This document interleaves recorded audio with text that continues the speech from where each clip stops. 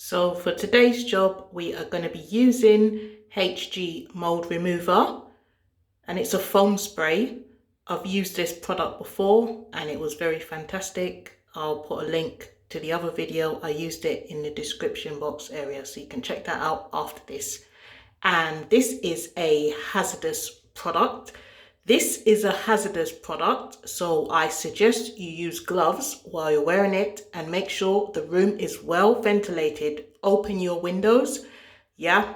And I recommend, if you have got small children in the house, do this while they're at school or while they're not in. Just keep them away from dangerous products like this. And when you are finished using the product, if you just turn the seal down, that will keep the child safety lock on. So if they get a hold of this product, they won't be able to spray it. So with that being said, let's get into the video. Let me show you how I remove the strip in the first place.